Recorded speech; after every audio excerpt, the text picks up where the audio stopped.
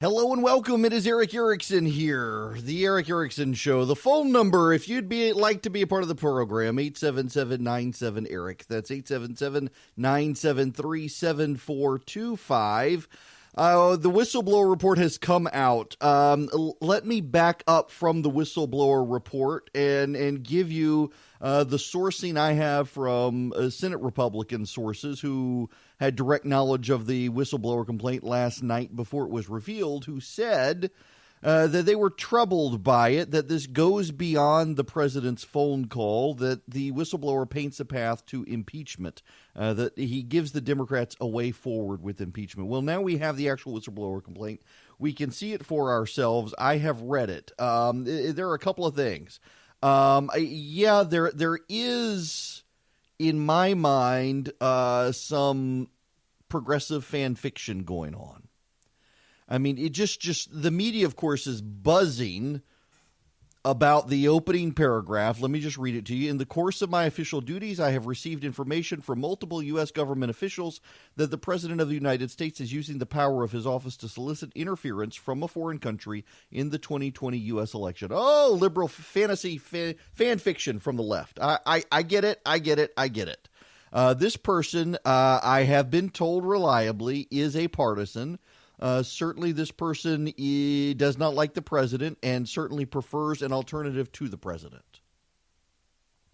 But as the Senate source who had read the report last night, or I should say had direct knowledge of the report last night, as that person told me, the person behind the whistleblower complaint is still deeply credible, even if that person does not like Donald Trump. It is a deeply credible person. The problem here for the Republicans now is that this is going to go on, and the whistleblower has painted a path to impeachment. And I want to try to explain to you what I mean by that. Let me give you the background, though, that we know of the whistleblower. This is a whistleblower who is a partisan, who the Inspector General found has a bias against the president, who is represented by someone who worked for Hillary Clinton and for Chuck Schumer. And the whistleblower does not have direct knowledge of events. In fact, let me read you a key portion here. I was not a direct witness to most of the events described. However, I found my colleagues' accounts of these events to be credible because, in almost all cases, multiple officials recounted fact patterns that were consistent with one another. In addition, a variety of information consistent with these private accounts has been reported publicly. So this person is not a firsthand witness, but apparently, if we're to read this report, is in a position where multiple officials within the intelligence community have to tell this person stuff, and those various people all come to this person and tell him the same story. More particularly, most of this is about Rudy Giuliani. In fact, if the presidency is brought down, it will be brought down because Rudy Giuliani is an incompetent moron whose wife stole his remote control for him and he couldn't figure out how to change the channel. That's actually in the third divorce. Rudy and Judy, or Rudy and Julie, whatever her name is. One of his complaints about her is that she kept taking his remote controls. Yes. So we are in a situation now where Rudy Giuliani is working to bring down the Trump administration through rank incompetence and overstepping his boundaries. Now, let's go into the whistleblower complaint. I'm going to read you some paragraphs from here. I am concerned that these actions pose risks to U.S. national security and undermine the U.S. government's efforts to deter and counter foreign interference in our election. To the best of my knowledge, the entirety of this statement is unclassified. When separated from the classified enclosure, I have endeavored to apply the classification standards to separate out information. If a classification marking is applied retroactively, I believe it's incumbent upon the classifying authority to explain why such a marking was applied. In other words, this guy is afraid that certain information is going to be classified after his whistleblower complaint so that it has to be redacted out. Now, here's where we go. This is what the whistleblower says about the phone call. We read the transcript yesterday. Here's what the whistleblower says about the phone call. Early in the morning, July 25th, the president spoke by telephone with Ukrainian President Volodymyr Zelensky. I do not know which side initiated the call. It was the first publicly acknowledged call between the two leaders since a brief congratulatory call when Zelensky won the presidency on April 21st. Multiple White House officials with direct knowledge of the call informed me that, after an initial exchange of pleasantries, the president used the remainder of the call to advance his personal interests. Namely, he sought to pressure Ukrainian leaders to take actions to help the president's reelection bid. According to the White House officials, plural, who had direct knowledge of the call, the president pressured Mr. Zelensky to, 1, initiate or continue an investigation into the activities of Hunter Biden, assist in purportedly uncovering that allegations of Russian interference in the 2016 U.S. election originated in Ukraine, specifically with relation to CrowdStrike, and meet or speak with 2 people the president named explicitly, Giuliani and Attorney General Barr. So we can tell from this.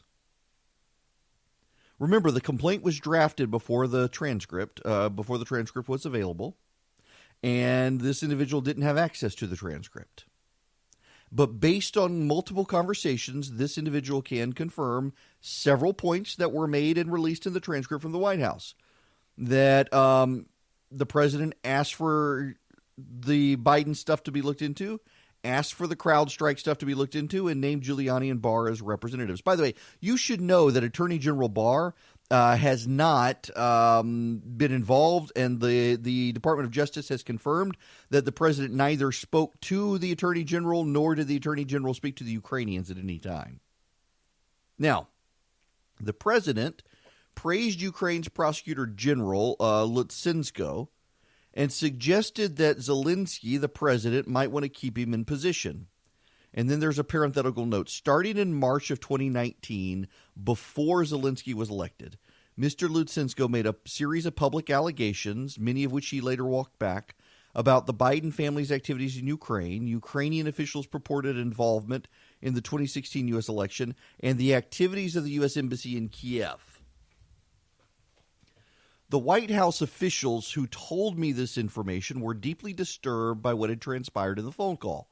They told me there was already a discussion ongoing with White House lawyers about how to treat the call because of the likelihood, in the officials' retelling, that they had witnessed the president abuse his office for personal gain.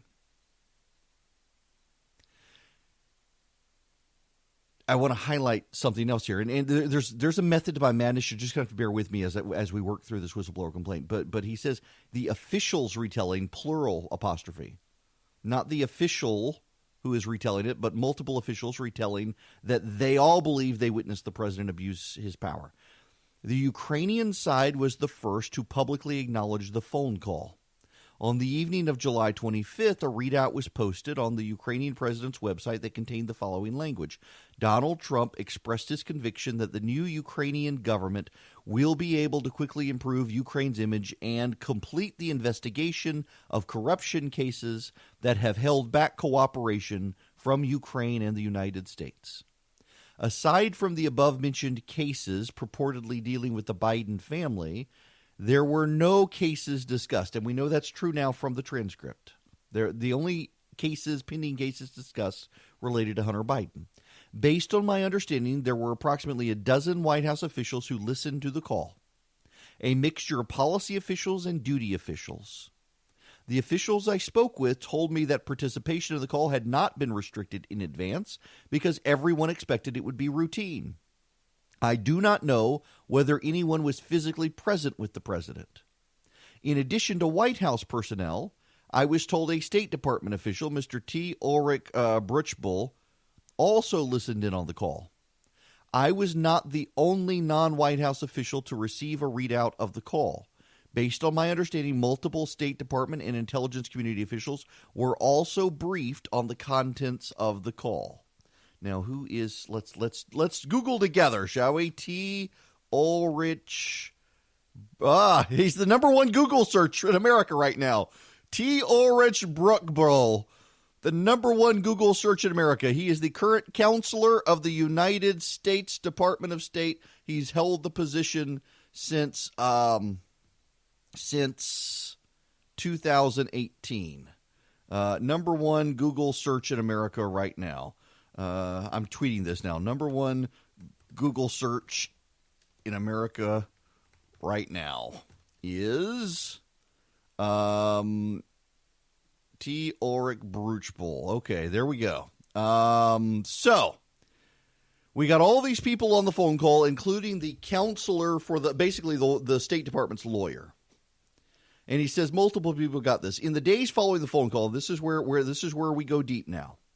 Multiple U.S. officials tell this guy that there was a lockdown of records of the phone call, especially the official word-for-word transcript that was produced, as is customary, by the White House Situation Room. This set of actions underscored to me the White House officials understood the gravity of the situation.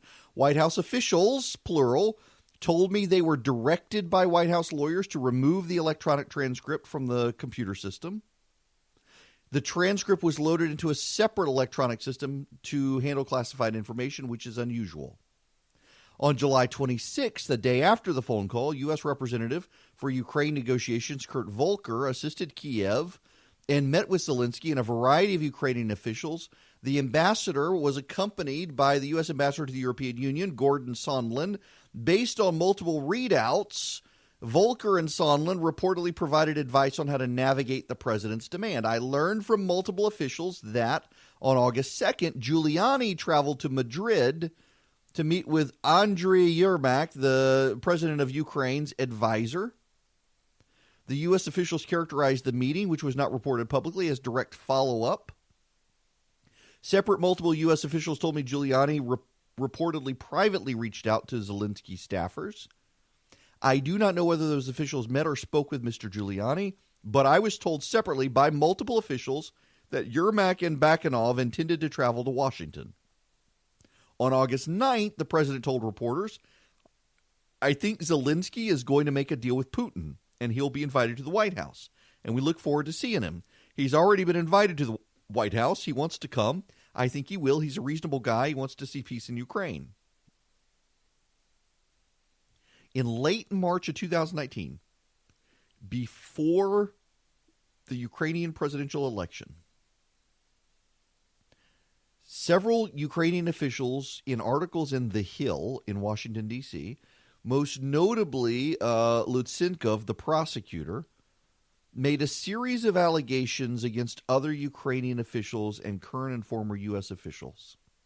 Mr. Lutsenko and his colleagues alleged that they possessed information about Ukrainian officials who had interfered in the 2016 election, that the U.S. Embassy in Kiev had obstructed Ukrainian law enforcement agencies' pursuit of corruption cases, and that Joe Biden had pressured the former president to fire the former prosecutor Shokin in order to quash a criminal probe into Hunter Biden's company.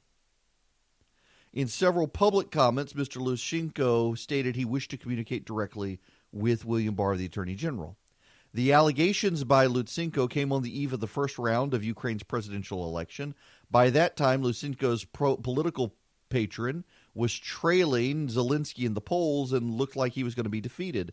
Zelensky had made known his desire to replace Lutsenko as prosecutor general. On April 21st, Poroshenko lost the runoff to Zelensky. It was reported that Giuliani met on 2 occasions with Mr. Lutsenko, and then the president called Mr. Lutsenko's claims big and incredible. So what's happening here, you need to understand, is that it looked like the president of Ukraine was going to lose to Zelensky, the new president, and he was.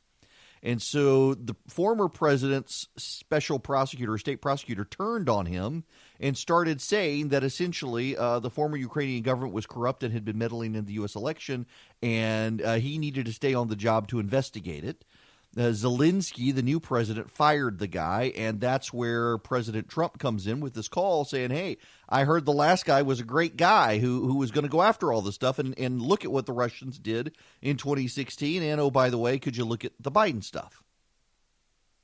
Now, on April 29th, this guy says he learned from U.S. officials with direct knowledge of the situation that the ambassador Yovanovitch, who was the ambassador to Ukraine, had been recalled to Washington for consultation. He also learned from one U.S. official that associates of Mr. Giuliani were trying to make contact with the new president. The State Department on May 6th said the American ambassador to Ukraine was ending her assignment. Several U.S. officials told me, in fact, that her tour was curtailed because of the Lysenko allegations. On May 9th, the New York Times reported Giuliani was going to Ukraine to press the Ukrainian government to pursue investigations that would help the president in his election. All of this runs up to the phone call. But a week before the phone call, the president cuts aid to Ukraine prior to. Now, everything related to cutting the aid is redacted. It's all classified, which becomes somewhat problematic. There is some classified information here. So that's the allegation. Now, the relevant impact on this, I realize this is all swimming in your head. You are confused. What did you just hear? I wanted to read it to you so you could hear it in your own words. When we come back, I want to break it down for you of why it's significant, because there is some real significance. I've been talking to Republicans in Congress who are troubled by the allegations, but the real trouble has really nothing to do with the substance, but everything to do with the process, and I want to explain that to you when we come back. All right, so we've got the whistleblower complaint out in the public. If you go to theresurgent.com, you can follow the link there, and you can read it for yourself. You don't need me to read it to you. This is why the whistleblower complaint is problematic for this president. Number one, the whistleblower provides a path to impeachment, and that is the biggest concern for this White House. Now, what do I mean by that? Well, how were the Democrats going to do this? The Democrats were going to have a bunch of committees, and those committees were going to go off in a million different directions. And in going off in a million different directions, they were going to muddy the water, and they were going to not be able to produce a comprehensive narrative. You were going to have some people over on Ukraine, some people on Russia, some people on the Trump Hotel, some people on this, some people on that. You wouldn't be able to get a comprehensive narrative of what was wrong. Now, this will be very, very focused. And in being very, very focused, they will be able to build a story around one issue that the president wanted to go after his political opponents and wanted to hijack Ukraine's foreign aid in order to do it. That will be the message. What the whistleblower provides is very distinct. The whistleblower provides the names of people to call. And those people to be called will be highly respected people, some of whom will be political appointees and some of them will be careerists. They will not be protected by executive privilege when it comes to an impeachment investigation. They will not be able to hide behind executive privilege in a lot of this stuff. Why? Because they talked, or we know they talked. They've already talked. They've talked to this person. If they won't go to those people because the president wants to fight them on executive privilege, they'll go to the whistleblower, and the whistleblower will provide their names, which will open a can of worms as to why the president isn't allowing these people to testify. And then it becomes very awkward. The president wants to send them to the Hill to say this guy's lying, and they won't go under oath and say the guy's lying. Well, why not? The president said you can do that. The other thing is a really big one that goes slightly unnoticed. And that is the whistleblower. Let me read you again this paragraph so you understand this. This is where they open a bag of worms in this phone call. Where is it? Yes. White House officials told me they were directed by White House lawyers to remove the electronic transcript from the computer system in which such transcripts are typically stored for coordination, finalization, and distribution to cabinet-level officials. Instead, the transcript was loaded into a separate electronic system that is otherwise used to store and handle classified information of an especially sensitive nature. One White House official described this act as an abuse of this electronic system because the call did not contain anything remotely sensitive from a national security perspective. Who is the one White House official? We're going to want to know that person's name. And then, are there any other documents that were put into this separate electronic system that should not have been there?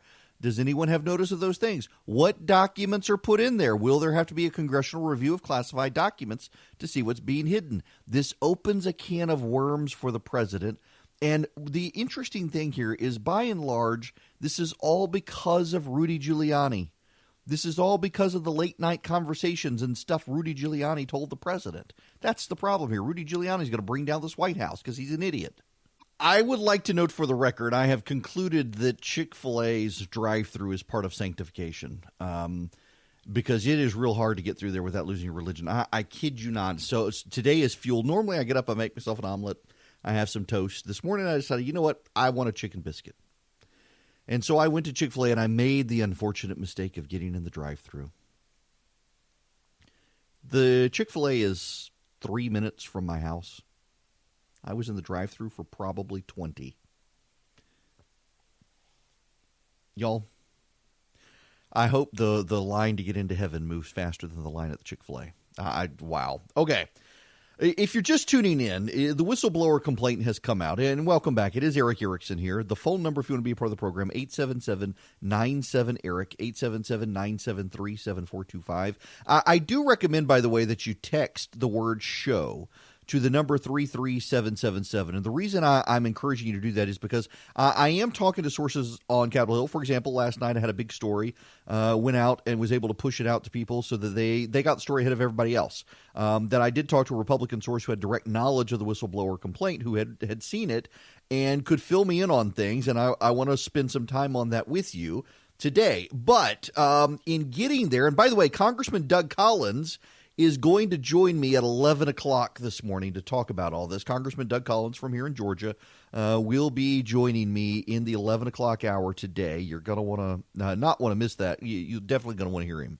Okay, here's the problem. If you're just tuning in, let me give you the very quick summation. The whistleblower acknowledges in his complaint that he has no direct knowledge, none, of the phone call. He was not there. In fact, he's very specific up front in his writings. Let me read you the I was not – this is direct line from the whistleblower. I was not a direct witness to most of the events described. I found my colleagues' accounts of these events to be credible because in almost all cases, multiple officials recounted fact patterns that were consistent. So he has no direct knowledge of the call. But then he writes this: according to the White House officials with direct knowledge of the call, the president pressured Mr. Zelensky to initiate or continue an investigation into the activities of Joe Biden and his son, assist in purportedly uncovering the allegations of Russian interference in the 2016 election with specific requests that the Ukrainian leader locate and turn over servers used by the DNC and examined by the cybersecurity firm CrowdStrike, and meet or speak with two people the president named explicitly as his personal envoys, Mr. Giuliani and Attorney General Barr. You need to understand this pattern because the whistleblower says he has no direct knowledge of the call. He was not on the call. He did not see the transcript of the call. And you're thinking, okay, well, if he has no direct knowledge and no transcript, hadn't seen the transcript, well, then, okay, no big deal. Well, except he's able to provide these 3 points, and we know from the transcript that those points are real. The CrowdStrike, the activities of Hunter Biden, and that Barr and Giuliani are his direct representatives. Now, we now know he mentions in the beginning of his whistleblower complaint that Attorney General Barr may be implicated. We now know from the Department of Justice the president never talked to William Barr about Ukraine, and William Barr has not talked to the Ukrainians. So that was speculation on his part that we can drop out of this. But you have to acknowledge, the most partisan among you has to acknowledge that if someone says, I don't have direct knowledge of the call, but here's what people told me, and those multiple people told him things that we now know are true, well, then he's clearly got good sources. So that's one of the troubling things here, is that he clearly has good sources. And there are multiple sources. Again, key language, according to the White House officials with direct knowledge.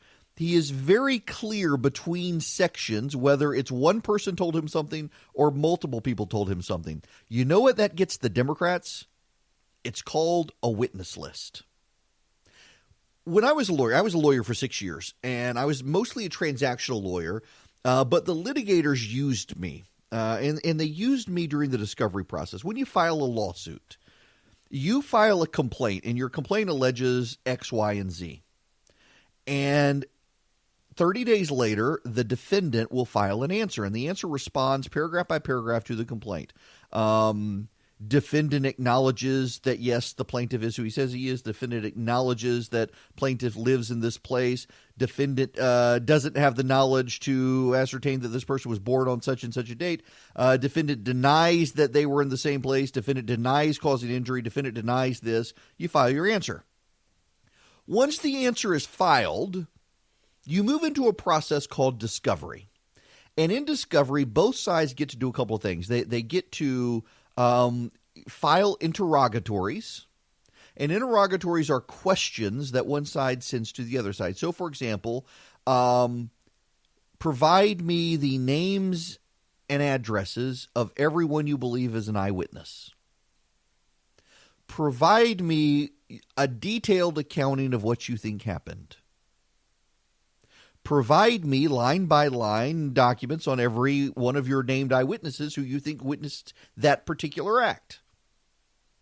And then you get requests for production of documents. And your request for production of documents is provide me all the documentation you have, provide me all the evidence, provide me all the receipts, provide me all the bills, provide me all these things, provide me all the documents. So one is they answer interrogatories, they answer questions, request for production of documents, they hand over documents. Well, when Democrats are going through an impeachment process, there's no rule for how you do an impeachment. But what they typically do is they typically follow that pattern.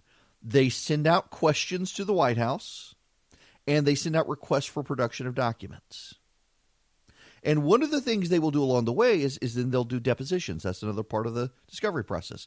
So they'll bring the whistleblower in, more likely than not behind closed doors. And they will ask the witness this. This will be one of the questions they ask the whistleblower. You write on page 2 of your complaint, according to the White House officials who had direct knowledge of the call, the president pressured Mr. Zelensky to do 3 things. Who were those White House officials?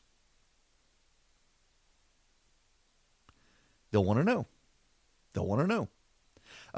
In another case, multiple White House officials tell me that documents were taken out of the unclassified section and put into the classified section. Who are these people? You write on page 4 of your complaint, quote, one White House official describes this act as an abuse of this electronic system. Who is that White House official? And on and on and on it'll go. We also know there are names of people who will want to be called. Rudy Giuliani will be called. Now, the problem here with Rudy Giuliani is that this muddies the water. It muddies the water because Rudy Giuliani is supposed to be the president's legal counsel. And they're going to have a fight over what is privileged and what is not privileged. And arguably, Rudy Giuliani, you will recall, on live TV, Rudy Giuliani said on live TV that Rudy Giuliani went to Ukraine and Europe at the request of the State Department. Rudy Giuliani said this on TV. So if Rudy Giuliani said this on TV, that he went on behalf of the State Department, he's no longer operating as a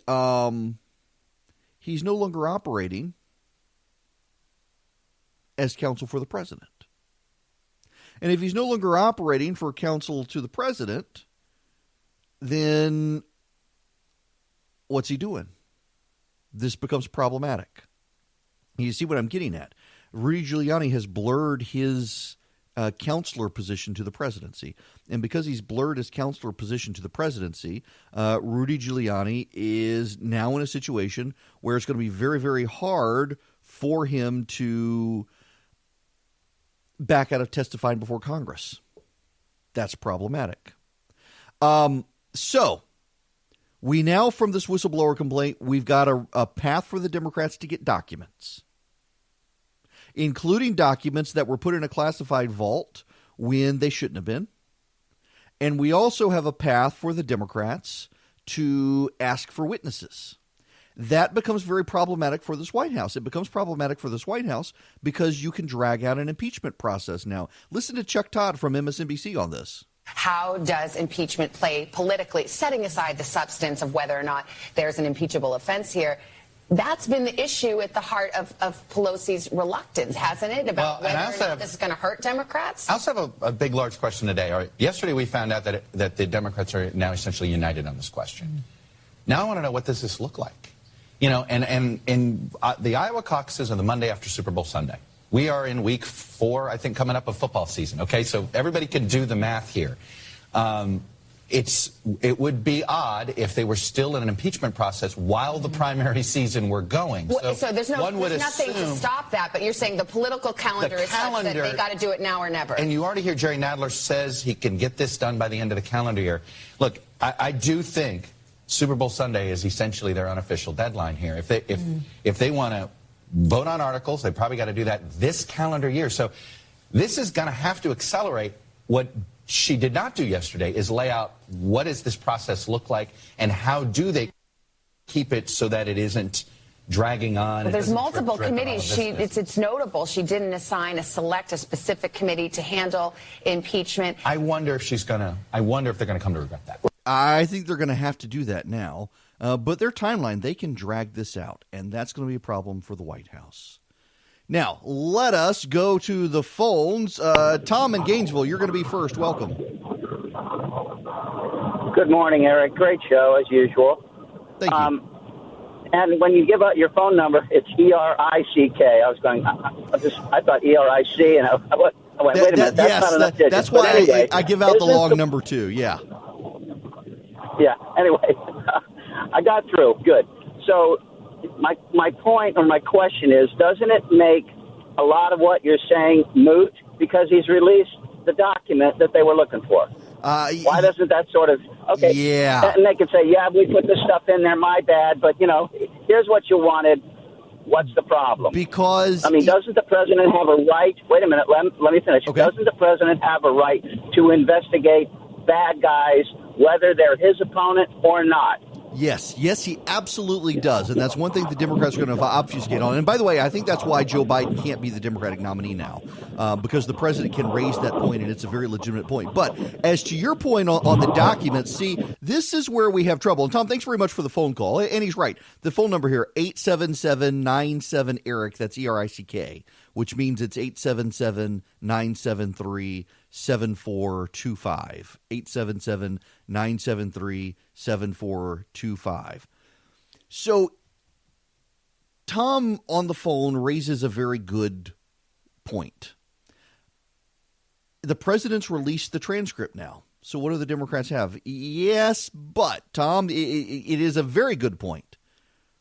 Well, this guy says they hid the transcript in the classified section. Well, they've released the transcript now. By the way, we also know from this guy, here's something the Democrats tried to obfuscate on yesterday. The Democrats tried to obfuscate on whether or not this was an actual transcript. Let me read you the whistleblower complaint here. This is important because the Democrats did try to do this. In the days following the phone call, I learned from multiple U.S. officials that senior White House officials intended to lock down all records of the phone call, especially the official word-for-word transcript of the call that was produced. Now, there's a notation at the bottom of the transcript that this isn't really a transcript, but in fact, it is a transcript. It is a transcript. And the president has released it. So what's the big deal about putting it in the classified section? Well, here's where the big deal comes in, Tom. Is that the Democrats can say, well, what other documents have you been putting in there? What other calls have you been worried about? It opens a bag of worms for the president because the Democrats will want to come through and they'll suggest, well, we know they did it in this case. What about all the other cases? And if that's the case, well, the White House, they can let the Democrats drag out this fishing expedition and suggest they're hiding. Now, the president has reasonable arguments here that this is a vault for classified information, and maybe they can allow a couple of congressional staffers to go through who have clearance and verify for themselves. But then that just still opens up a bag of worms. What the whistleblower's done here is he's essentially given the Democrats a path to start a fishing expedition. Now, Tom made another point, and he's 100% on the money. The president has every right to see if Joe Biden did things and if the Russians did things. I got to tell everybody, I think that everybody's missing the point on the Joe Biden stuff. The Joe Biden stuff actually isn't very relevant, and I want to explain to you why. But what is relevant is this CrowdStrike stuff. The Democrats are trying to dismiss it as kooky fringe conspiracy stuff, but it's not. If you will recall, the Democratic servers were broken into. And there are credible allegations that the Democratic servers were not actually in the United States. They were remote servers. They were just using some system around the world, and that the Russians found out where they were and that they were in Ukraine. And that the Democrats, they allowed a third-party group to examine the servers, but they didn't allow the FBI to examine the servers. There were credible allegations about that, and the Democrats have never wanted to be fully detailed and honest about what actually happened. And that's where the president's getting at with this Cloudflare stuff, is what actually happened. It all relates to the Russians hacking the Democratic server in 2016. And, you would think the Democrats would be grateful here.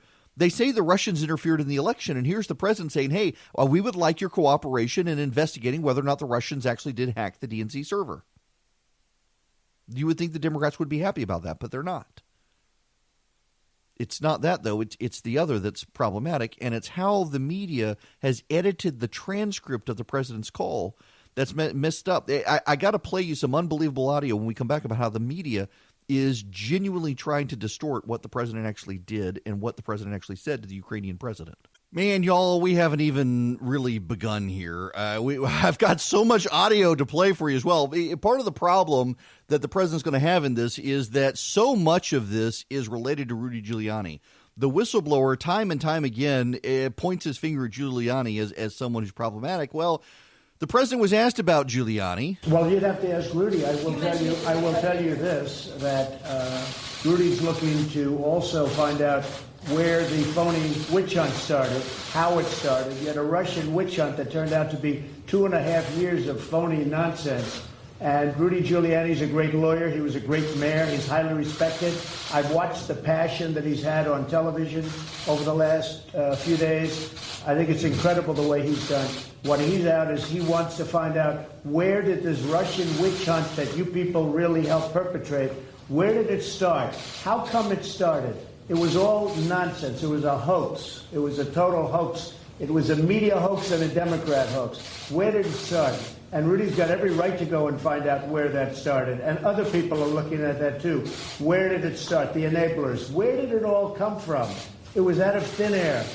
And I think he's got a very strong right to do it. He's a good lawyer. He knows exactly what he's doing, and it's very important. Well, he's a good lawyer, and he knows exactly what he's doing, and it doesn't look like he does, actually. A little bit more from the president yesterday. Because I was getting such fake news, and I just thought it would be better. And now they're asking for the first phone conversation, and I'll release that, too, if it's important to you. But they're asking for, because I had a conversation previous on a previous election plateau that he had hit. The current president hit a couple of different plateaus, and I spoke to him previous to the call that we released, which was a very innocent call, very, very innocent, very nice call. And as he said, I wasn't pushed. I wasn't pushed, meaning pressured. He wasn't pressured at all. But I don't like the concept of releasing calls, because when a president or a prime minister or a king or a queen calls the United States, you don't like to say, gee, we're going to release your call to the fake news media, and they're going to make you look like a fool. What happens is it's hard to do business that way. You want to have people feel comfortable. So I hated it, but you folks were saying such lies, such horrible things about a call that was so innocent and so nice. Speaking of, he doubles down on the no quid pro quo. The new president of Ukraine is looking to stop corruption. There's a lot of corruption going on, and there was corruption. I just told you about senators that threatened him with votes and no money coming into Ukraine if they do things. That's really what people are trying to say that I did, but the only difference is I didn't do it. You take a look at that call. It was perfect. I didn't do it. There was no quid pro quo, but there was with Biden, and there was with these senators. And they threatened. They said, you do this, you do that. We're not going to give you votes. That's the real deal. Yeah, there you go. So there's a problem here, and that is that the intelligence community, someone in the intelligence community, has decided to make these claims against the president and suggest there was a quid pro quo. And that's going to really hurt the president's willingness to trust the intelligence community. I mean, objectively so. It's going to hurt that the president is he can't trust the people behind the scenes in the intelligence community to give him honest advice. At least that's going to be his opinion here. This is why the whistleblower complaint is problematic to Republicans. And again, the 11 o'clock hour, I'm going to talk to Doug Collins, and I want to raise this issue with him on the trust within the intelligence community with the president, and the president feeling like the intelligence community is at war with him. It's a valid point. But what's also a valid point is that this whistleblower has now provided a list of names, or suggested he has a list of names, that the White House or the Congress can go subpoena and get them to come testify. And I bet you it's going to be more of the intelligence community. If you don't know your numbers, you don't know your business. But the problem growing businesses have that keeps them from knowing their numbers, well, they got a bunch of different systems that don't work together. They've got one system for accounting. They've got another system for sales. They have another system for inventory and so on. It's just a big inefficient mess, taking up too much time, too many resources. It hurts the bottom line. Introducing NetSuite by Oracle, the business management software that handles every aspect of your business in an easy-to-use cloud platform. It gives you the visibility and control you need to grow. With NetSuite, you save time, money, and unneeded headaches by managing sales, finance, and accounting orders and HR instantly, right from your desktop or your phone. That's why NetSuite is the world's #1 cloud business system. Right now, NetSuite is offering you valuable insight with a free guide, 7 key strategies to grow your profits at netsuite.com/Erick. That's netsuite.com/Erick to download your free guide, 7 key strategies to grow your profits. netsuite.com/Erick. Hello and welcome. It is Erick Erickson here, the Erick Erickson Show. The phone number, 877-97-ERICK, ERICK. That's 877-973-7425. We'll get into Georgia news. We will. We'll get into Georgia news. But the whistleblower complaint is out. If you weren't here in the first hour, or your station wasn't carrying it at the time, I want to do a very quick review of the whistleblower complaint. I'm not going to go back through it in detail right now. You can subscribe to the podcast if you want. Text the word show to 33777. Text the word show to 33777. You can sign up for the daily email and get the link to the podcast where you can hear the very detailed breakdown. Let me just put it to you this way. Yesterday, or last evening, I had a call with someone from the Senate, a Senate source, Republican, who had direct knowledge of the whistleblower complaint at the time. It has now been released, and it corroborates what this source said, in that the whistleblower complaint actually is troubling. In fact, we've got a number of Republican senators who have seen this, and they've come forward. Ben Sass has said it's troubling. Mitt Romney says it's inappropriate. Pat Toomey says it's inappropriate. Cory Gardner says he is concerned. Susan Collins is concerned. Remember, the Democrats only need 66 votes in the Senate to convict the president in impeachment, and you got a number of Republicans who are starting to come forward and saying this isn't good. What is it about the whistleblower complaint that is so troubling to them as opposed to the transcript, which many people said, it's not good, but it's not impeachable? The problem are the allegations made by the whistleblower. Now, stop. Wait. You're going to say, hey, this guy we know is a partisan, and this guy we know is someone who had no direct knowledge of the call. Yes, that's true. In fact, here's what the whistleblower says. I was not a direct witness to most of the events described. However, I found my colleagues' accounts of these events to be credible because in almost all cases, multiple officials recounted fact patterns that were consistent with one another. In addition, a variety of information consistent with these private accounts has been reported publicly. A lot of people are saying this person's probably a lawyer because of the scripting and style of this memo, and also because of the various recitations of federal law. This is probably a lawyer. We don't know the identity of the person. There's been much speculation. But the president, this person did not have information about the call. However, he says this. Multiple White House officials with direct knowledge of the call informed me that after an initial exchange of pleasantries, the president used the remainder of the call to advance his personal interests. According to the White House officials with direct knowledge of the call, and they told this individual, the whistleblower, three things that came up on the call. So the whistleblower had no direct knowledge of the phone call. The whistleblower had not read the transcript, but the whistleblower had talked to multiple people with direct knowledge. And multiple people told him the president did three things in the call. And guess what? It turns out that the whistleblower got those three things exactly right. That the president wanted pursuit of what happened with Hunter Biden. The president wanted an investigation into CrowdStrike. And the president named Rudy Giuliani and William Barr as his representatives in the matter. Those are actually in the transcript. So this person, and this is why Republicans are troubled. This person has no direct knowledge of what actually happened and yet was able to name the three big things that happened in the call, which means multiple people told him things, which means he knows those people, which means he can help the Democrats prepare a witness list of people who would not be bound by executive privilege. They wouldn't be bound by executive privilege for a number of things. One, they would not be able to because the transcript's been released and they were involved in that phone call, that would open them up to have to testify. Two, we don't know that these are direct reports to the president who advised the president on background. Could be other members from the intelligence community and from White House staff.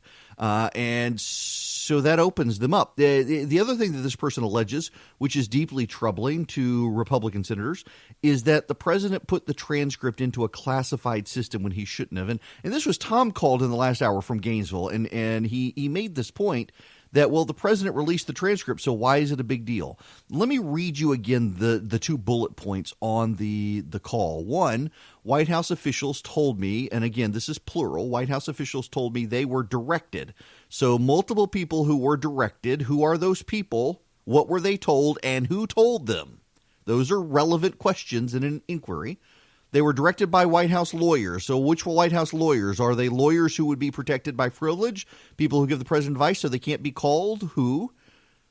They were directed by White House lawyers to remove the electronic transcript from the computer system in which such transcripts are typically stored for coordination, finalization, and distribution. Instead, the transcript was loaded into a separate electronic system that is otherwise used to store and handle classified information of an especially sensitive nature. Now, one White House official, only one White House official, described this act as an abuse of this electronic system. Which White House official? Congress is going to want to know. As an abuse of this electronic system. And now this raises another question. Is this the only thing they put in? Or were there other things they put into the system that they shouldn't have? Maybe these White House officials will know. And why did the lawyers do this? The one thing that readily comes to mind here, and this is a Georgia connection. This is an Augusta, Georgia connection. Remember what's her name? One of the seasonal idiots. Was her name Summer or Winter or Summer, Fall, Winter, Spring? I don't know. Remember the little idiot hipster girl in Augusta who worked was an outside agent for the National Security Council or National Security Agency, and she leaked the transcript of the call with the president or prime minister of Australia and the president. She's now in jail. Hang on a second. This is going to drive me crazy. Winter, Augusta, Trump, Australia. What was this girl's name? Leaked transcript. I thought the girl's name was, maybe it was Summer.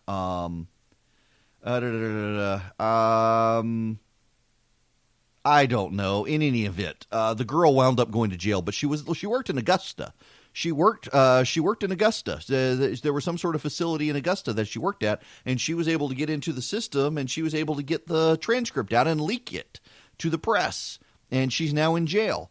I would suspect that this is one reason why the White House wanted to move this transcript into a secured electronic system, because they knew the Democrats were out to get people and everything else, and they wanted to have some protection. Not because they thought the president did something malicious, but because they didn't want malicious people to try to leak stuff to embarrass the president. Listen, they got proof. They needed it. Now, let's get into some of the audio here of things that are going on as the Democrats continue to build stuff. We got Chuck Schumer out there with the whistleblower. Getting the transcript is a good step, but is the complaint we need. That is the gravamen of this resolution.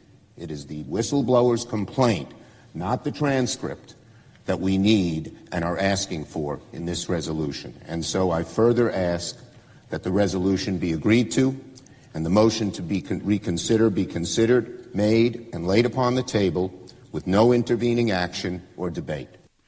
Yeah, he wants the whistleblower complaint out. That's it. Winner. It wasn't winter. Thank you to my buddy Brett, who's listening. Reality. That's right. It was reality. Reality winner.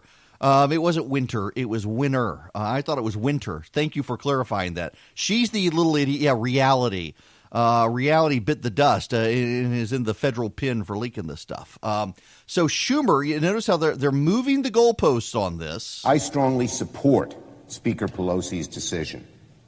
If we don't reckon with President Trump's persistent transgressions, the very foundation of this great republic is at risk. No, it's not. I think that's hyperbole. Here's Schumer. We need the complaint. We need the complaint of the whistleblower as sent to the IG. It's nice to have the transcript. We don't even know right now if the complaint is about the transcript, in part or in whole. And without the complaint, we don't know what the IG thought was so urgent. We do not know what the whistleblower thought was so urgent. So simply to release the transcript is not going to come close to ending the need of the American public and the Congress to see what actually happened. Yeah. Well, now we got it. Notice how they keep shifting the goalposts.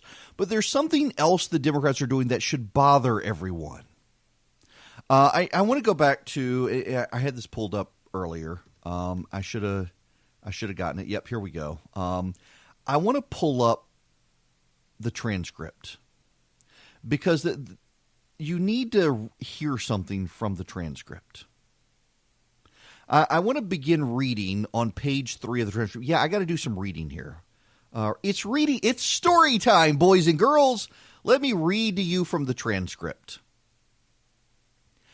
This is the president. I would like for you to do a favor because our country has been through a lot and Ukraine knows a lot about it. I would like you to find out what happened with this whole situation with Ukraine. They say CrowdStrike. I guess you have one of your wealthy people, the server, they say. Ukraine has it. There are a lot of things that went on by some of the same people. I would like to have the Attorney General call you or your people, and I would like you to get to the bottom of it.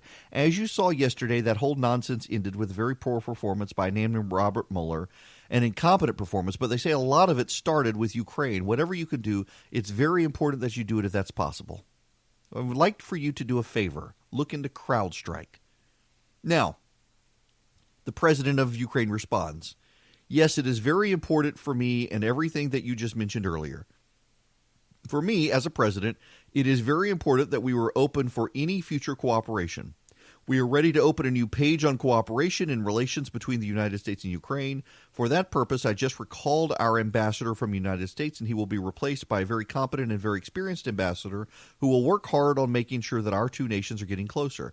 I would also like and hope to see him having your trust and your confidence and have personal relations with you so you can cooperate ever so more. I will personally tell you that one of my assistants spoke with Mr. Giuliani just recently and that we were hoping very much that Mr. Giuliani will be able to travel to Ukraine and we will meet once he comes to Ukraine. I just wanted to assure you once again that you have nobody but friends around us. I will make sure that I surround myself with the best and most experienced people. I also wanted to tell you we are friends. We are great friends, and you, Mr. President, have friends in our country, so we can continue our strategic partnership. I also plan to surround myself with great people, and in addition to that investigation, I guarantee as the President of Ukraine that all the investigations will be done openly and candidly. That I can assure you. Here's the president again. Good, because I heard you had a prosecutor who was a very good, and he was shut down, and that's really unfair. A lot of people are talking about that, the way they shut your very good prosecutor down, and you had some very bad people involved. Mr. Giuliani is a highly respected man. He was the mayor of New York City, a great mayor, and I would like him to call you. I will ask him to call you along with the Attorney General. Rudy very much knows what's happening. He's a very capable guy. If you could speak with him, that would be great. The former ambassador from the United States, the woman, was very bad news, and the people she was dealing with in Ukraine were bad news. So I just want to let you know that. The other thing, there's a lot of talk about Biden's son, that Biden stopped the prosecution, and a lot of people want to find out about that. So whatever you can do with the Attorney General would be great. Biden went around bragging that he stopped the prosecution. So if you could look into that, it sounds horrible to me. There are about 576 words between the president asking the Ukrainian president for a favor related to CrowdStrike and the president getting to the Ukraine situation. There are 576 words. If you're charitable and only stop where the president starts speaking again, it's 540 words. This is the way CNN covered that. A just released transcript of a phone call shows President Trump asking Ukrainian President Zelensky to investigate his political rival, former Vice President Joe Biden. And in this call, the president repeatedly stresses how much the U.S. does for Ukraine. And then he says, quote, "I would like you to do us a favor." The president asks Zelensky to dig up dirt on Biden and his son, Hunter, who sat on the board of a Ukrainian energy company while his dad was vice president. That was CNN. That was how CNN. So they stripped the 576 words and went straight to that. But it's not just them. MSNBC did it as well. What there is proof of and what there is a paper trail of, because the White House just released it, is a summary or notes of a conversation that the president had with the man that was sitting to his right, the president of Ukraine, where he said, "Will you do me a favor and investigate Vice President Biden's son? Will you do me a favor and get involved in the 2020 election? Vice President Biden is my chief political opponent." At that point, he was leading Donald Trump quite a lot in the polls. Now, notice she actually added words here. Will you get involved in the 2020 election? Joe Biden's my chief opponent. That doesn't appear in the transcript. That none of that appears. This is the way the media covered this phone call. This is the way the media covered the transcript. Is it any wonder the president calls them the enemy of the people? MSNBC really should apologize for that one. And I like Katie Tur. But the NBC really needs to apologize. She did a hatchet job on the president there. That is not true. What she said is simply not true. And if you watch NBC, and of course, if you watch NBC, you're used to being lied to. It's not true. And it's unfortunate that they went there, but they did. At the top of the hour, Congressman Doug Collins, the ranking member of the Judiciary Committee, is going to be joining me. Doug Collins from Yes here in Georgia. We will be talking about all of this stuff. I want to keep telling you, though, Mike Pence is finally out there. You know, the president through, some people are referring to this as shade in Pence's direction. I didn't really read it as that, but the president basically saying, you know, hey, Mike Pence talked to this guy too. Why aren't you asking about Mike Pence? Important that you bring that up, because this was actually a call following President Zelensky's win in the parliamentary elections. But his presidential victory was all built on an anti-corruption message. Right. And so the president wanted to speak about that. I mean, the United States of America has stood strong with Ukraine ever since the Russian military overran Crimea and has been underwriting a savage war in the Donbas province of Ukraine. Different from the last administration, we've actually been providing defensive weapons. The Obama administration was sending them blankets and pillows. But this president said, nope, we're going to stand for the territorial integrity and the sovereignty of Ukraine. We've provided them with weapons, the ability to defend themselves. And a little more, they asked him about the transcript. As the president said a week ago, he did nothing wrong. The transcript reveals that despite reckless accusations in the media and by Democrats on Capitol Hill that the president had somehow threatened aid to Ukraine to demand a specific act, that it just never happened. The transcript is clear on that point. The ironic thing is the only time it did happen that we know about is when former Vice President Joe Biden threatened over $1 billion in aid to Ukraine in exchange for a specific act. But in this case, the president's been completely vindicated. President's been completely vindicated. There we go. Now we know, let's see, we're seeing this from, the National Journal. The whistleblower apparently has more than a half dozen names of people who should be called. The Democrats, of course, though, they've been very, very unfocused. They're not really sure how to proceed. Nancy Pelosi put everybody behind closed doors yesterday, demanding that they pare down their investigation. She wants some real clarity here. Well, they need to. Here. I want to play Pelosi and then Kevin McCarthy, the Senate leader, or not the Senate leader, the House Republican leader. Here's Pelosi. I haven't seen it, so I've just come from our own meeting. But the transcript is... The fact is that the President of the United States, in breach of his constitutional responsibilities, has asked a foreign government to help him in his political campaign at the expense of our national security, as well as undermining the integrity of our elections. That cannot stand. He will be held accountable. No one is above the law. So she hadn't seen the transcript at the time, but she sure sounds like she already had her mind made up on impeachment. Here's Kevin McCarthy talking about the ridiculousness of all this. Just as we went through the Mueller report and the rest of the world had to watch as long as we, and it came back, and we found out that Adam Schiff lied to us and that the president did nothing wrong. But at the end of the day, I think what the rest of the country want to know, why did it start?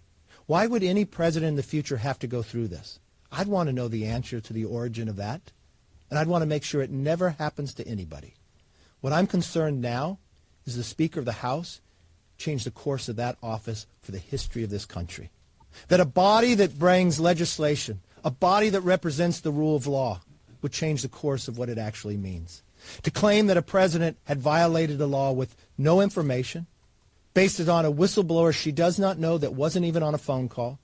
To claim that the president did a quick pro quo and mentioned Biden's name 8 times. But when this transcript comes out, is it out? So I think at the end of the day, the Speaker owes an apology to this nation, and I think it's even questioned whether she should stay in her job. There you go, Kevin McCarthy. We'll be back here in just a moment with Georgia news. I do want to get into some of the Georgia news now. Welcome back. It is Erick Erickson here, and yes, you can call in 877-97-ERIC. That's ERICK, 877-973-7425. There is Georgia news. In fact, there's Georgia news related to impeachment to a degree in that Lucy McBath voted in the past for some of the impeachment lines of questioning to begin in the House Judiciary Committee, but she hasn't really wanted to be vocal and out there, and now it appears she's into hiding. She doesn't want to take a strong position on impeachment, and I get it. If I was her, I wouldn't want to take a strong position on it either. But the problem for her is that local reporters want every sort of angle. So if you're in the news business, particularly if you're in the news business at the state and local level where the news media is dying and you're really trying to capture eyeballs, you want to connect everything together as locally as possible. And it is a relevant local inquiry that you have a member of Congress in a seat that leans Republican but is a Democrat. And are they going to go for impeachment of the president? And the reason it's really relevant is because there's a lot of polling out there that shows impeachment still isn't popular. 60% of Americans are opposed to impeachment. And in districts like McBath's district, the 6th congressional district here in Georgia, that number's up to 70-80%. Most people in the district are opposed to impeachment. So what do you do? Well, McBath's current strategy is to ignore every reporter possible and not be seen. That's not going to last long. She has released a statement, of course, saying that she agreed to begin investigations in the House Judiciary Committee. It was kind of a bland statement as to what she said or did not say, as to what she did or did not do, trying to avoid really taking any sort of striking position on the situation. Let's see. Yes, here we go. The AJC has the story, stalls as frontline Democrats endorse impeachment. Trying to scan forward here. Yes, more than half of the 40-something frontliners, that is the 40-something suburban swing district Democrats, came out in support of an impeachment probe by the end of Tuesday. One who wasn't on the list, Lucy McBath of Marietta, actually of Tennessee, but they say of Marietta. Her office didn't respond to inquiries throughout the day. McBath herself ignored Jamie Dupree on Tuesday afternoon. McBath's upset victory in the 6th District was the Democratic Party of Georgia's crowning achievement, but it was also a very narrow margin. GOP groups have reminded McBath over and over she will pay for supporting impeachment. Now, McBath's office, after the AJC published all of this, released a statement saying she voted earlier this month to formalize parameters for the House Judiciary Committee's impeachment inquiry and said nothing has changed. As she continues to say from the beginning, the Judiciary Committee's investigation has always been to find the facts. The Congresswoman voted to finalize the impeachment inquiry process on September 12th and continues to support the responsibility of Congress to uncover the truth. Now, the resolution she supported gives committee staff the authority to question witnesses, allows the panel to examine sensitive evidence behind closed doors, and gives Trump's counsel the right to respond to testimony in writing. What it didn't do was commit to impeachment. Now, she did vote to release the whistleblower complaint, but everybody in the House voted for that. Doug Collins, in fact, is going to join me at the top of the hour on that.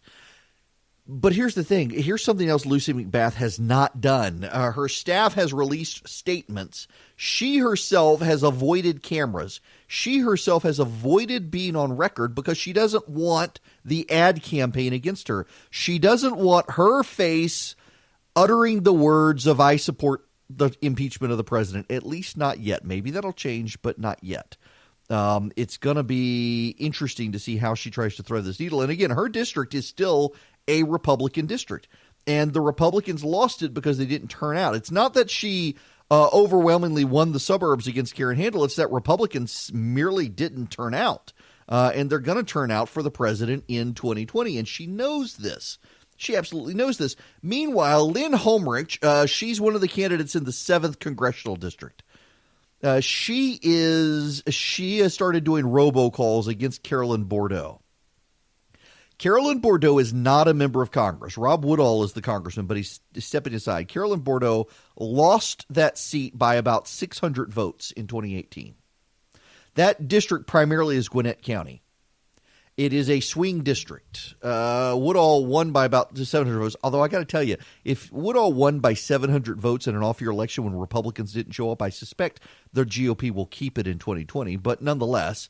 So Lynn Homrich is a consultant-driven campaign. She's a Home Depot executive, moved into the district to run, and she's running robocalls attacking Carolyn Bourdeaux, who is not elected. I'm sure her consultants are getting pretty penny on the commission for the robocalls. Nonetheless, she's focused on Carolyn Bourdeaux. Bourdeaux has come out very quickly and said she absolutely favors impeachment of the president. And Bourdeaux is much less moderate than Lucy McBath. Lucy McBath is very progressive personally, but she's been threading the needle as best she can in her district on trying to moderate her stances, except on gun control. Gun control is her issue. And Bourdeaux is just progressive, and she wants everybody to know she's progressive. It's going to be very interesting to see how they balance this out. Now, in other Georgia-related news, you need to know that Senator Perdue is getting blown up in certain quarters of the anti-immigration crowd for taking away his objections to immigration legislation by Mike Lee. It is legislation the president supports and Mike Lee supports, and now David Perdue, who objected to it, is supporting it now that Mike Lee has changed it. It's immigration legislation that focuses on highly educated, skilled technology workers. Perdue had a number of concerns for how it worked, including a provision that was read as allowing these people, if they lost their technology job, to stay in the country. He opposed that the way it's structured now. If you lose your job in technology and can't find a new job, comparable job in technology, you got to go back to your home country. And also, there are caps now on the number of technology workers who come over, except in the far fringes of the right-wing anti-immigration crowd. there's really not a dispute that technology companies in this country need more high-skilled technology workers, and if we can't get them here, they're going to go to China. And Purdue would rather bring high-skilled technology workers and programmers to this country than have China take them. And Mike Lee drafted this legislation to help Silicon Valley companies in particular bring in high-skilled workers who have backgrounds in computer programming and other high-tech skills that American workers don't have. These literally are the jobs Americans can't do because they don't have the intellectual background to be able to do them, and we don't have the time to train the kindergartner, get them through all their years of school, into college, get a college degree, and then go work. We need them now. So Purdue has said he's okay with this. He's getting blown up today by anti-immigration forces for caving on this legislation because they don't want to let anybody in. But these are the people we need to let in. Again, China is not just a competitive threat to the United States. They are a strategic opponent of the United States, if not an outright enemy of the United States these days. Many of these high-tech computer programming workers in India, in Middle Eastern countries, and in Europe, and particularly focused, though, in Southeast Asia, India, Thailand, Vietnam, Indonesia, they've got a huge core of computer programming workers. They're trained in computer programming. They're highly skilled in computer programming. They are essentially, you call your tech support, you get routed to these people in India. American technology companies would love to have them here because they have the skills already that we need. China is trying very, very hard to lure these individuals to China. China is trying very hard to pay them high salaries to come be programmers for the Chinese Communist state. Anti-immigration forces in this country are of the to heck with this, let them go to China. We don't want them here, which is penny wise and pound foolish. It's to cut off your nose to spite your face. It's ridiculous to have highly skilled software programmers and say, go work for the communist Chinese, don't come work for the United States. Purdue understands this, thankfully, and he has decided to go along with Lee's legislation now that some of the parameters of the legislation have been changed to make it easier to deport people when they have lost their jobs, to restrict the number of people who come. It's a very good piece of legislation. And he's getting blown up, and he needs to be defended. This is good. We do not want these people working for China. It is a national security interest at this point. We will have these computer programmers working for China if they don't come here and work for the American private sector. So good for him for doing this. The other big piece of news you need to know is Johnny Isakson. Now, nobody's asking about Isakson and impeachment. Isakson is not running again. Republicans need to be concerned about senators who aren't interested in re-election. Remember, it is always bad pieces of legislation that get passed by Republicans and Democrats who are no longer running again. That's one reason Republicans need to be concerned about all the House Republican retirements. If all these House Republicans are saying, I'm not running again, they don't really have a vested interest in protecting the president. They can do what they want to do independently. And there are some of them who are genuinely opposed to the president. Right now they're being good team players. They're keeping their mouths shut. But this is a potential problem for the president because these people could completely undermine him if they decide they've had enough of him. They don't like him. They want him to go. They think the country would be better off. And then you've got the Senate Republicans. You've got to remember there are only 15 Republicans in the Senate who are up for re-election. There are 15 Republicans who will be accountable to the voters in 2020. The vast majority of Republicans will not be accountable to voters. So the president needs to worry about them. And right now they'll stand with the president. And they will continue to stand with the president. And they will keep taking abuse from the Democrats and the press. But at some point they may just have a to heck with you moment. And if they get to the heck with you moment and decide they'll take their chances with President Pence and angry voters that they don't have to face for 4 years or 6 years, they may vote for impeachment too. And Johnny Isakson is one of those people that everybody forgets about because he's behind the scenes so much. Isakson's been unusually quiet on this issue. He has an issue, though, that he wants to advance, and it's an unusual issue. It's a gun-related issue, but it's not a gun control issue. Isakson has become concerned over the past few years with more and more studies that show that mass shootings are what people are referring to as a social virus. There was a study of the USS Ronald Reagan, or a report out of the USS Ronald Reagan, that 3 people within like a 48-hour span committed suicide on the USS Ronald Reagan. We know there are things that happen, a social contagion, a social virus, things that happen where something happens to one person and then it spreads through other people. Other people decide to reproduce the act, whether it's suicide or violence. And there's more and more data to show that copycat syndrome, where people go out and copycat prior mass shootings, is something like that. There is a social mental disorder that spreads through people and they escalate violence.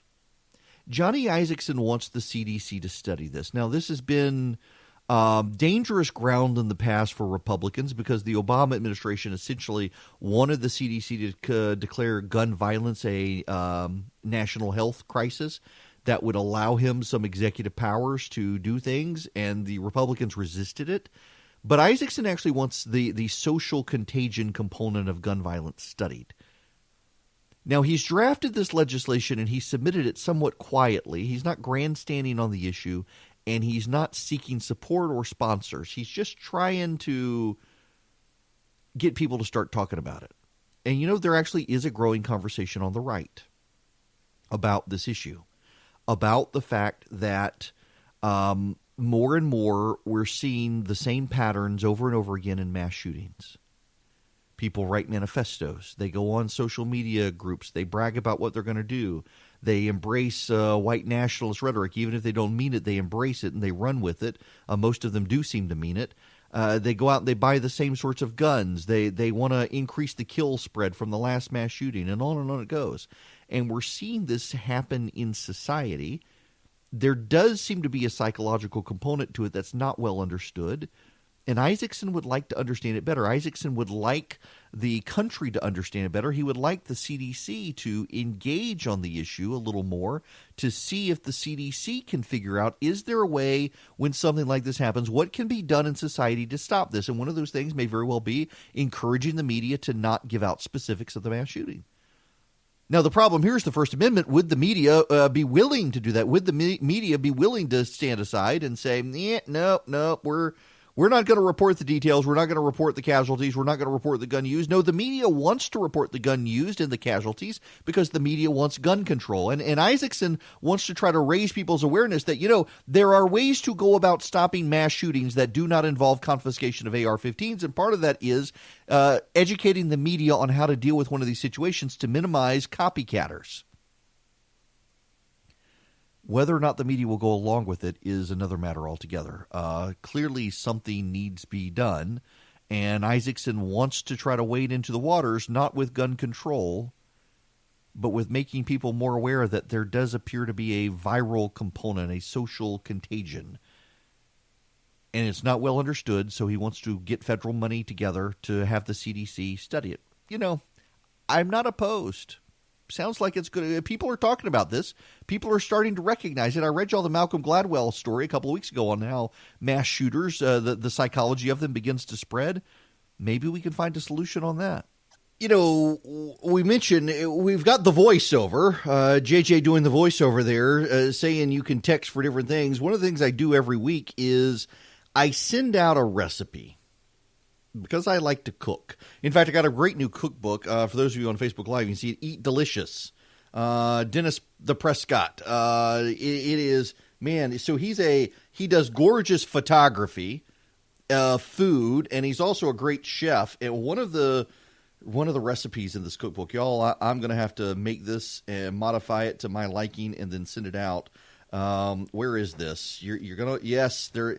Brown sugar bourbon and candied pecan ice cream.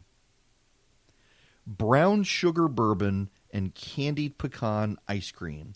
Brown sugar, a quarter cup of bourbon, and then you candy pecans with maple syrup and vanilla extract. And then you mix them all together in your ice cream machine. I've got a professional ice cream maker. I can churn out 2 quarts every 15 minutes. You know, I have at my office I will stockpile. I'll spend a week making a bunch of ice cream and take it up there.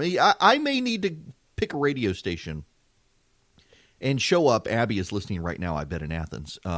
Pick a radio station and show up with some of my homemade ice cream. I love to make homemade ice cream. I love to cook. And the reason I love to cook is I think politics has gotten so divisive and nasty these days. It's harder and harder for people to break bread with people who disagree with them on politics. And you got to find some common ground with people. I mean, your next door neighbor. We have built communities for ourselves online, so we don't have to have anything in common with the people across the street. We don't have to know our neighbors. We just find new neighbors on Facebook, and that's not really new neighbors. That's not even a community. That's just people who look and think like you, so you're never encountered with someone who disagrees with you, so you have less of an ability to relate to other people. It's not your Facebook friend on the other side of the world that when you're sick is going to come check on you or bring you chicken noodle soup. It's going to be the guy next door. So you need to know that person. And I'm a big believer in breaking bread, and so I've started cooking more, and I love to cook. I've been cooking literally since I was 5 years old. I was such a picky eater. My mother forced me to learn to cook. At first, it was cold hot dogs and raw spaghetti noodles. That was my diet when I was a 5-year-old. Then I learned how to actually boil the water and make the noodles and cook the hot dogs. And by the time I was 6 years old, I was making Flemish-style carrots, which contained brandy. I kid you not. I had been cooking since I was 5 years old. My mother refused to cook for me. I was such a picky eater. She forced me to either do it myself or starve. So I did it myself. And I love cooking. It is a great distraction from politics. So this is a long way of saying every week I send out a recipe. And if you would like to get the recipe, I'm sending one out today. I can't decide. I'm thinking corn fritters. I got a great recipe for homemade corn fritters, and they're fantastic. I'm not sure if that's the recipe I'm going to send, though. But you can sign up for the email. You text the word recipe to the number 33777. Just text the word recipe, RECIPE, to the number 33777. And I will, at some point this afternoon, you'll get a response back saying, please give me your email address. So you'll send in your email address. It'll auto-subscribe you. And at some point this afternoon, you will get an email from me. And I can't decide. I got so many recipes that I've been needing to send out. Corn fritters is kind of the one that I've been really wanting to send out lately. I probably will, although the croque monsieur is one of my favorite recipes. I'm scanning the recipes during commercial break. The problem, though, also is that I've only got a few minutes during commercial break, so it's very hard to decide what I want. So maybe it will be the corn fritters. That's the one I opened today. Ooh, but the fried ravioli recipe is really good, too. We'll figure it out. In any event, text the word recipe to 33777. Now, when we come back, we need to move back into the impeachment stuff and the whistleblower complaint. Congressman Doug Collins is going to join me in the next half hour. He'll be calling in as the show starts here after 11 o'clock. You're going to want to do that. Also, you should know the president's campaign has an ad out now where they're demanding further investigation into Joe Biden. And we should deal with the Joe Biden issue because there is a lot of misinformation out there. And listen, I'm a conservative and I am a partisan, but I think the truth matters. And the truth is Joe Biden did not get that prosecutor fired to protect his son. In fact, there wasn't even an investigation ongoing with that company by the time Joe Biden intervened. He fired the guy because Barack Obama wanted him fired, and Biden just happened to be the henchman. That guy was getting fired one way or the other. Truth is truth. It's not spin. If you don't know your numbers, you don't know your business. But the problem growing businesses have that keeps them from knowing their numbers, well, they got a bunch of different systems that don't work together. They've got one system for accounting. They've got another system for sales. They have another system for inventory and so on. It's just a big inefficient mess, taking up too much time, too many resources. It hurts the bottom line. Introducing NetSuite by Oracle, the business management software that handles every aspect of your business in an easy-to-use cloud platform. It gives you the visibility and control you need to grow. With NetSuite, you save time, money, and unneeded headaches by managing sales, finance, and accounting orders and HR instantly, right from your desktop or your phone. That's why NetSuite is the world's #1 cloud business system. Right now, NetSuite is offering you valuable insight with a free guide, 7 key strategies to grow your profits at netsuite.com/Erick. That's netsuite.com/Erick to download your free guide, 7 key strategies to grow your profits. netsuite.com/Erick. Hello and welcome. It is Erick Erickson here, the Erick Erickson Show. If you'd like to be a part of the show, you can call 877-97-ERIC. That's 877-973-7425. We are waiting for Congressman Doug Collins, who will be calling in to discuss this situation. In the meantime, Republicans have gone into the archives. One of the funny things here with this situation, with impeachment, is that most of the Democrats are still there. You got to understand that Republicans have, over time, had much higher turnover than Democrats, and they're going to have even more turnover. I read something like 50% of Republicans who were in Congress in 2010 will be gone after this time. That's a very high turnover. Unlike the Democrats, many of them are still there. Some of them have gone to the Senate. Many of them are committee chairmen now. And Republicans have gone back through and they found their words on impeachment and they've put them into a montage. I want to be able to play that for you later. Also, the Trump Political Action Committee associated with President Trump has come out with an ad campaign on investigating Joe Biden. I want to be able to get that to you as well. And, of course, Alexandria Ocasio-Cortez has done her part to go on TV with Chris Cuomo to make sure everybody's still talking about the green agenda. But before we get to any of that, Congressman Doug Collins is joining me. Congressman, how are you? I'm doing fine, Eric. How are you? I'm good. So, boy. Well, considering we're in a whirlwind of chaos up here, yes.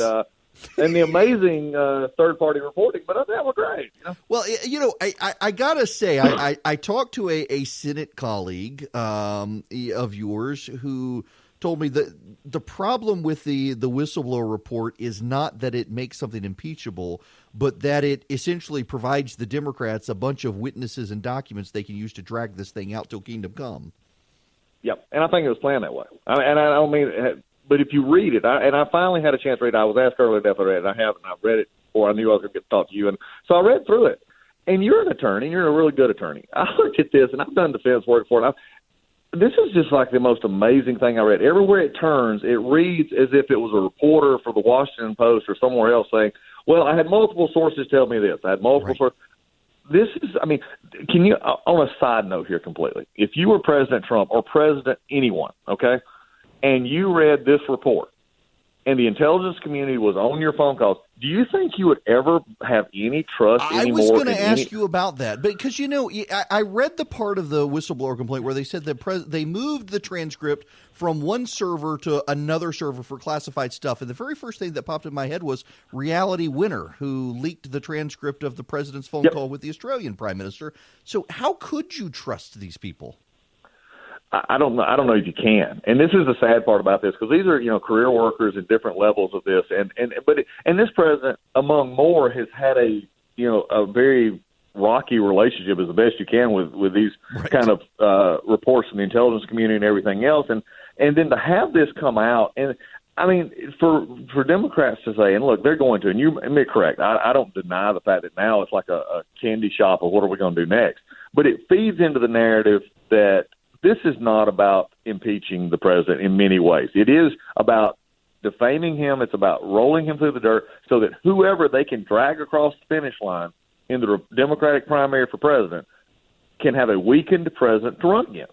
And this is the part that's concerning me greatly. Again, I'm just still sitting here stunned with how many times I read, I was told by multiple sources, That's just, I've never said, if this is a whistleblower, then you and I can be whistleblowers. Yeah, that is the thing that troubles me greatly here is the president's going to have an inability, I think, to trust others. And, you say it reads like a reporter. It reads very much to me, given the recitations to executive orders and to statutes, that there's a lawyer somewhere.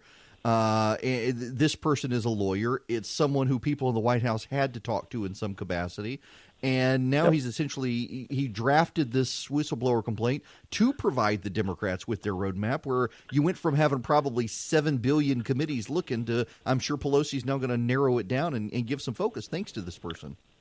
Oh, yeah, she loves Schiff, and Schiff has been, basically on this whole issue of, you talk about zero credibility. Adam Schiff has zero credibility on, 90%. This is the man who actually, said it was collusion. It's already there. And, and many other statements, but they'll put it in intel, which is where it, I guess, should be. The interesting thing is, though, the other thing that struck me a great deal about this, Eric, is this. This is not about this is more about policy. If you read the entire whistleblower complaint, this is about policy involvement here. This is not about intelligence community stuff. This is not about secrets. This is not about this is rolled over, and I don't like what's happening here. And I've heard it confirmed by others that they're moving in.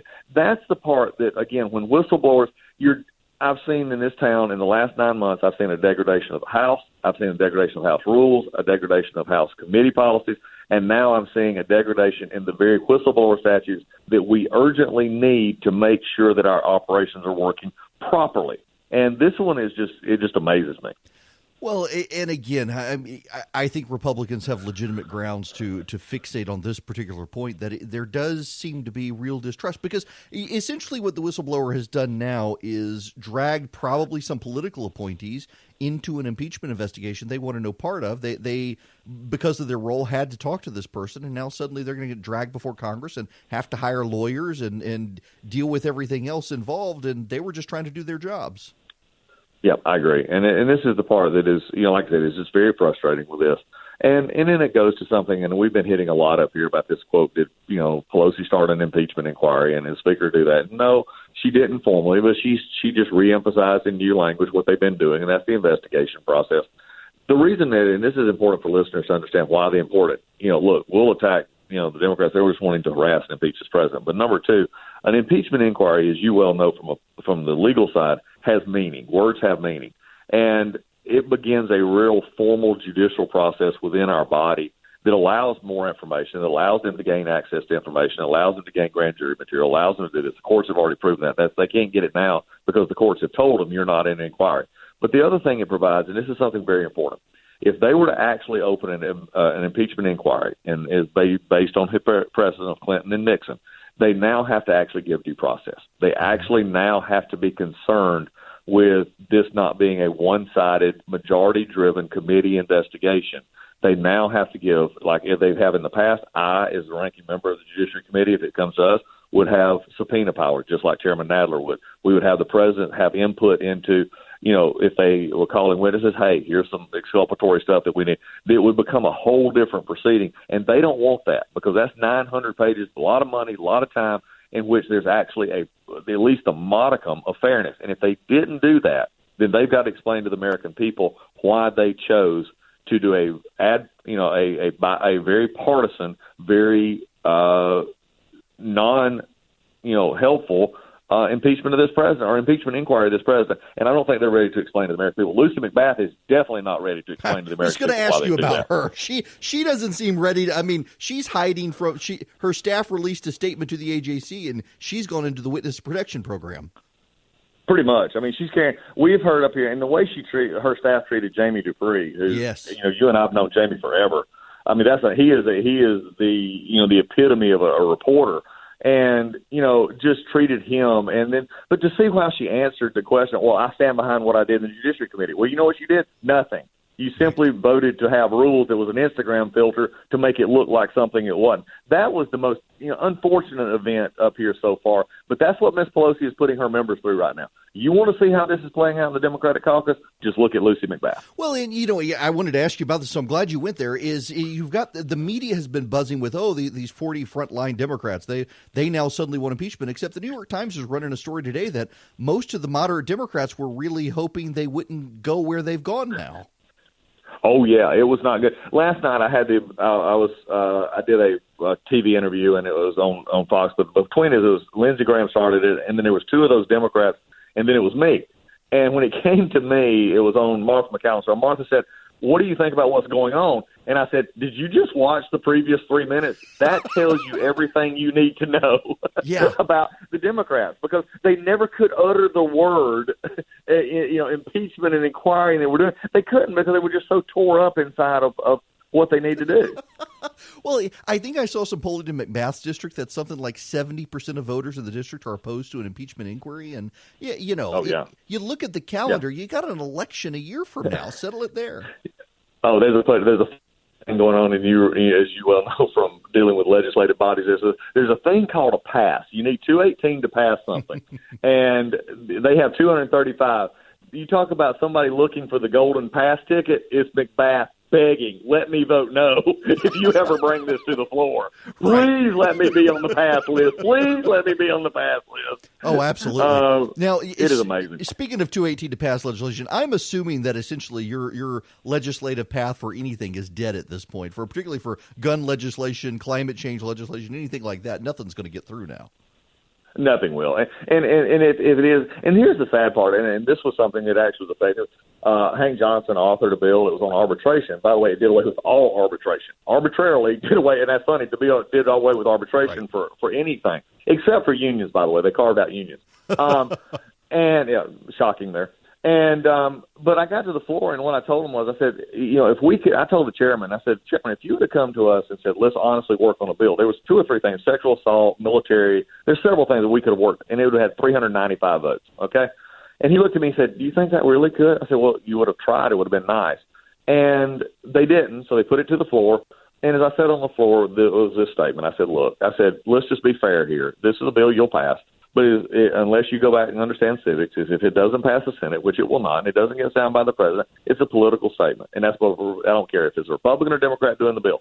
And all we're doing right now, Eric, is passing political statements. Looks like that's all you're going to be doing for a while. It's kind of except for spending, and that's because we can't shut it down. So that's about it. There should be some bipartisan things to do other than name and post offices, but I think impeachment just kind of kills everything, and understandably so.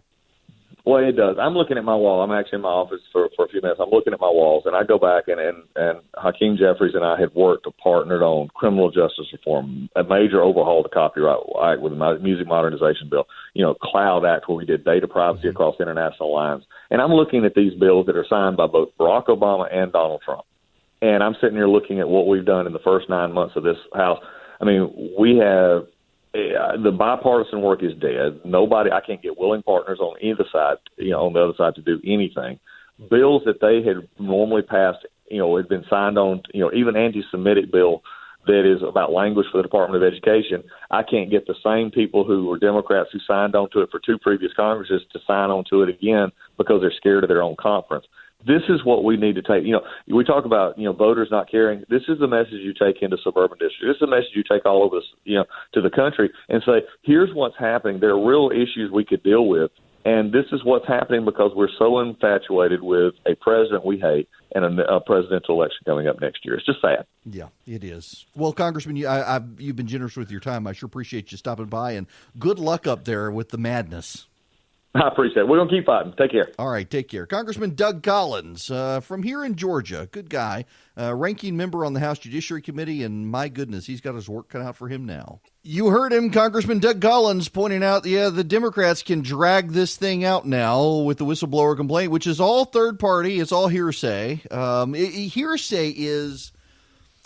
It's a legal term that you have to have been one of the parties in the thing which happened had to have involved you. So if I come to you and say I did such and such, you can't then go to court and say, well, Erick said he did such and such. No, they got to call me. I'm the party involved. If I'm dead, then they can call someone who says Erick told me such and such, but keep in mind he died, he's not here, we have to rely on this person. It's second and third hand accounts of things. And a committee in a due process hearing does not want to hear hearsay. An impeachment committee, as Congressman Collins says, you have to extend due process rights. You do not have to you're not going to have hearsay. You're going to follow rules of procedure, and those rules of procedure exclude hearsay testimony. So you're not going to have the whistleblower testify in an impeachment proceeding. What you're going to have is the whistleblower testify under oath prior to an official inquiry and say, I talked to this person, I talked to this person, I talked to this person, I talked to this person, I talked to this person. Here are the documents I saw, this, and this. And then Congress is going to build for their impeachment inquiry. They're going to build a request for production of documents and a list of witnesses they want who will be the direct witnesses. What did you see? Did you participate in the call? Yes or no? Yes. Okay. What happened on the call? They remember, an impeachment inquiry cannot summon the president of the United States. There's a separation of powers issue. You cannot summon the president to an impeachment hearing on the president. So you summon the witnesses, and they may not be the firsthand accounts, but they're as close as you can get. And so they're allowed, even though it's technically hearsay. I heard the president say, that's hearsay. You know, actually, if you ever watch Judge Judy, of all things, if you ever watch Judge Judy, you'll have two people up there, they'll be arguing over something, and someone will say, well, she told me, and Judge Judy will say, I don't want you to tell me what she said to you. Tell me what she did, and you'll be able to describe the actions. She's essentially what she's doing is she's saying, I don't want hearsay. That's what's happening. Let's see there. The Associated Press right now is reporting House Speaker Nancy Pelosi says allegations the White House moved to lock down records of Trump's call with the president shows this is a cover-up. No, it doesn't. It shows that they had a situation with the woman called Reality Winner, and Reality Winner poisoned the well for them. Now, let's go to the Trump PAC call. They're releasing an ad. They want Biden investigated. What does white privilege really look like? Weeks after Joe Biden visits China as vice president, his son secures a private billion-dollar deal with the Bank of China. After Biden is named America's top diplomat to Ukraine, his son joins Ukraine's largest private gas producer with no relevant experience and lands another million-dollar deal. And before Ukraine's top prosecutor can investigate the shady dealings of Biden's son, he gets the prosecutor fired, then brags about it. I said, I'm telling you, you're not getting $1 billion. I said, you're not getting $1 billion. I'm going to be leaving here. And I think it was, 6 hours? I looked, I said, I'm leaving in 6 hours. If the prosecutor's not fired, you're not getting the money. Well, son of a bitch. Got fired. Instead of another failed presidential witch hunt, House Democrats should investigate one of their own, Joe Biden. Great America PAC is responsible for the content of this message. Yeah, okay. Right now, while we're sitting here talking, well, you know what? I'll get to this one in a minute. Let me get to the Joe Biden thing. You know, the Joe Biden thing is a red herring. It's designed to keep you distracted. I don't think the president should be impeached for this, but I also don't think there's any reason to lie about the Joe Biden situation to obfuscate the matter. And they're going to. I get it. It's all fair and love and war and politics, and they're lying about Biden. The prosecutor in Ukraine who Biden went over and said, if you don't fire him, you're not getting $1 billion. Joe Biden was ordered by the president of the United States, Barack Obama, to go do that. Joe Biden had no power to go do that. Joe Biden didn't even have the power to summon an airplane to fly him to Ukraine without President Obama's permission. The reason Joe Biden did it is because all the Western powers had $1 billion to go to Ukraine to help them fight the Russians. But they were convinced because of a scandal in Ukraine that the money was actually being used to buy diamonds and other things for Ukrainian oligarchs and not to actually deal with the Russian situation. The prosecutor had discovered that some of the Ukrainian oligarchs had used government money to buy diamonds and other things and refused to prosecute them, refused to even further investigate them. So the Western allies did not want to give their money to Ukraine unless the prosecutor was fired. So Obama told the Western allies, told the NATO leaders he would take care of it. He could have sent John Kerry. He could have sent Jay Johnson. He could have sent, what's his name, Carter, the Ash Carter, the Secretary of Defense. He could have sent his chief of staff. He could have sent the ambassador. He could have sent a lot of people. Instead, Barack Obama liked to choose Joe Biden for these sorts of things, and Biden liked to do it. Biden should have recused himself because of his son's business, but he didn't. So he went to Ukraine and told the Ukrainian government, if you don't fire this guy, you're not getting $1 billion. And Biden brags about this. This is his big deal. Biden liked to do this sort of thing. So it appeared to be a conflict of interest, but it really wasn't a conflict of interest because that was going to happen. The money was going to be withheld unless this person got fired. Barack Obama could have sent anyone he wanted. That person would have delivered the exact same message. They would have withheld the money. It just happened to be Joe Biden to be the one to do it. Here's the thing the Trump campaign isn't actually saying, though. That company that Hunter Biden was involved with, it wasn't under investigation at the time. The investigation had been suspended already because there was no there. And other prosecutors have looked at it and said there was no there. So it's dishonest, but I get why they're doing it. All righty, we need to actually move into something that's happening right now. The Director of National Intelligence is testifying And, well, we got Adam Schiff, the White House, calling him out, liar, liar, pants on fire. As an aside, I want to mention that my colleague is right on both counts. It's not okay, but also my summary of the president's call was meant to be at least part in parody. The fact that that's not clear is a separate problem in and of itself. Of course, the president never said,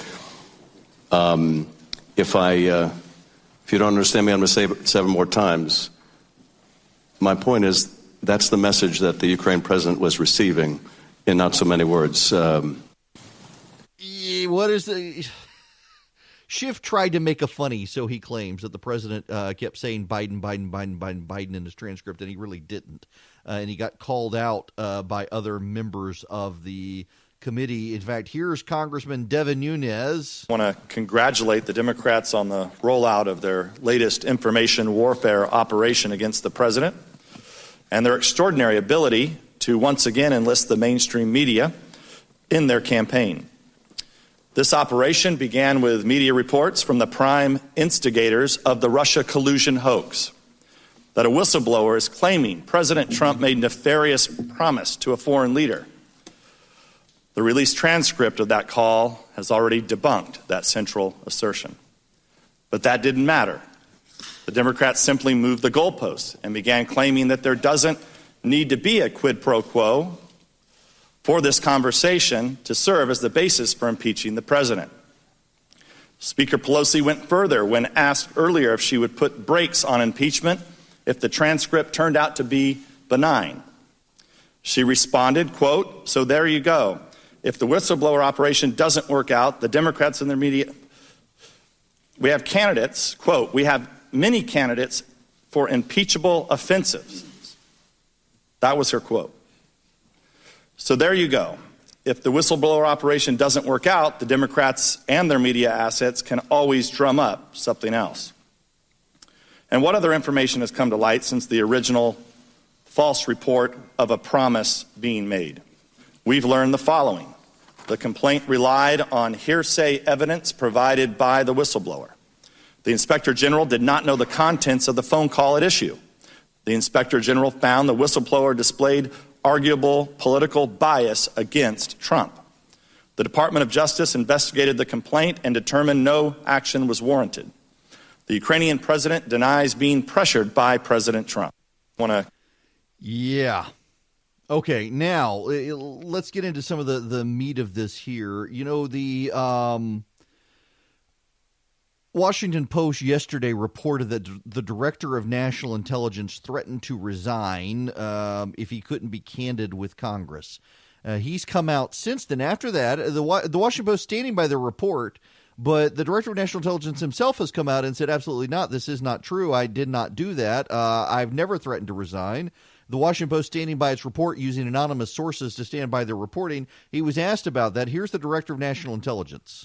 At any point during this process, did you personally threaten to resign if the complaint was not provided to the committee? No, Congressman, I did not, and I know that story has appeared quite a bit, and I issued a statement yesterday. All right, thank you. Yeah. Ready to move on. She's only got 4 minutes. Well, now this is circulating. I find this very funny. This is, little Erick Swalwell, who thought he could run for president. Information system. Is that right? Congresswoman, excuse me, sir, I apologize. Congressman. Is that what was alleged in the whistleblower information system? Congresswoman. Oh, and of course there are Democrats out there. They can't believe he did it. He's just showing he's a true Trump guy. That's Erick Swalwell. He clearly misspoke. The dude is not a partisan guy. And man, people just, they can't handle it. Here's Congressman Turner, I believe Ohio, Mike Turner of Ohio, with the director of national intelligence, more speaking than asking questions.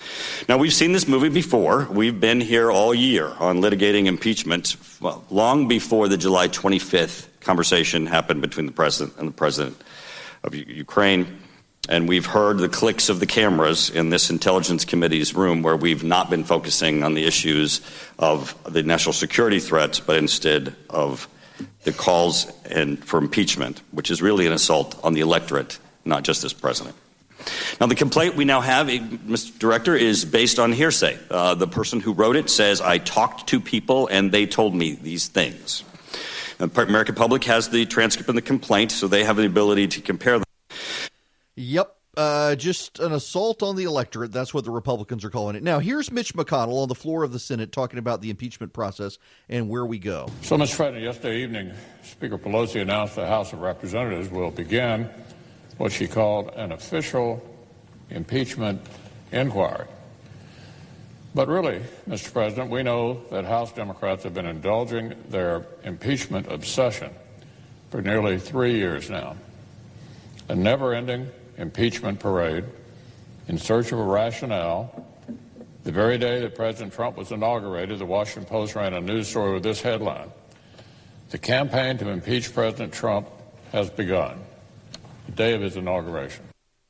The day of his inauguration. See, this is going to be the Republican message for a while now, that Democrats are doing this for political purposes. They have no credible basis to impeach the president. It's all political. And now they've gone back and they've done something. I mentioned this earlier in the show, and it is kind of funny. The Democrats have been there for so long that a lot of the Democrats, most of the Republicans have had pretty strong turnover in the last decade, and the Democrats, a lot of them are still there. The old chairmen of these committees, they're ancient of days, and they've been around since the Clinton impeachment. Republicans went back into the archives on C-SPAN and found all of them talking about the Clinton impeachment and put together a montage. They are driven by hatred. They hate Bill and Hillary Clinton so much they will stop at nothing to bring him down. Because we are here today because the Republicans in the House are paralyzed with hatred of President Clinton, and until the Republicans free themselves of this hatred, our country will suffer. And one of the reasons we all feel so angry about what they are doing is that they are ripping from us, they are ripping asunder our votes. They are telling us that our votes don't count. There must never be a narrowly voted impeachment or an impeachment supported by one of our major political parties and opposed by the other. Bill Clinton acted deplorably in his personal behavior. But what the American people are saying loudly and clearly is, let's get on with the business. This is their president we are talking about. And we in Congress had better be very careful before we upset their decision and make darn sure that our decision to impeach him was based upon principle and not politics. My fear is that when a Republican wins the White House, Democrats will demand payback. Well, here we go. Democrats demanding payback. In fact, here's Maxine Waters. I want to play you. That montage began with the clip of Maxine Waters. I want to go with the further expansion of what Maxine Waters said. They are driven by hatred. They hate Bill and Hillary Clinton so much they will stop at nothing to bring him down.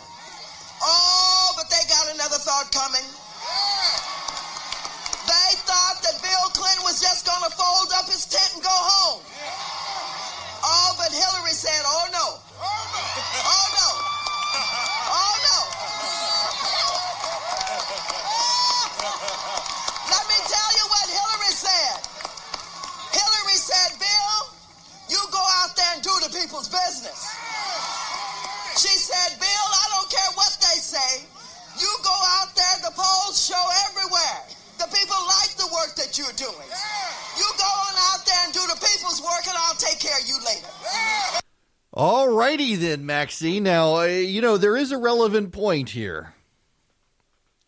Dare I bring it up? Dare I bring it up? Bill Clinton was polling above 50%. Donald Trump is not. That is, the Republicans do have a little bit of wiggle room in this impeachment situation because Bill Clinton didn't poll so well. Or Bill Clinton polled much better than Donald Trump is polling. Donald Trump, in fact, 55% of independent voters in the Quinnipiac poll, and this has gone up over the last 6 months, 55% of independent voters say they have no use for and do not intend to vote for Donald Trump. Think about that. 55% of independent voters say they're not going to vote for Donald Trump. That's not good for the president, and that number's gone up. And this is why the Democrats can do what they do, because they know the president is vulnerable to Republicans in the Senate. Republicans in the Senate are publicly holding still and holding their ground in support of the president. Publicly, some of the Republicans are expressing some concerns. Pat Toomey, Richard Burr, Ben Sass, Cory Gardner. There was Mitt Romney, Susan Collins. You got 6 or 7 Republicans now who are expressing concerns about the whistleblower. And you need to understand why they're expressing their concerns about the whistleblower. They recognize what the whistleblower is saying is hearsay. They recognize that the whistleblower himself admits, or herself admits, that he has no direct knowledge. None. No direct knowledge of what actually happened. No direct knowledge of the president and his conversation. But what the whistleblower has is sufficient information to show that well-informed people who did have direct knowledge talked to this person, which means this person has their names. So, though the whistleblower doesn't have direct knowledge, the whistleblower has at least a half dozen names of people who do have direct knowledge. The whistleblower also has a statement that the president's team did something with documents, put them into a classified system where they did not belong to keep them from being revealed to protect the president, so he claims. We know one of those documents is the transcript. We now have that transcript. That somewhat undermines one of the Democrat claims, because the Democrats claim this wasn't a real transcript. But in fact, we know from the whistleblower this was the transcript. But we know from the whistleblower there are other documents as well. That's why the Republicans are troubled. The Senate Republicans are also troubled at Rudy Giuliani, because if you believe the whistleblower, and it is consistent with the transcript of the call, the president was using Rudy Giuliani as an intermediary with the Ukrainians.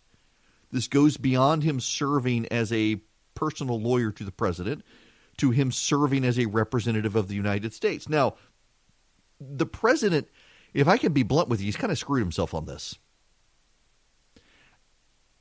If Rudy Giuliani was serving as an agent of the president in his official capacity, then Rudy Giuliani has to be able to testify in an impeachment hearing. And he can't claim lawyer-client privilege. That's a big issue here. If Rudy Giuliani was working for the president in his personal capacity, he claims lawyer-client privilege. If Rudy Giuliani was working for the president in his official capacity, he can't claim lawyer-client privilege. And according to Rudy Giuliani himself, he was operating under the direction of the State Department.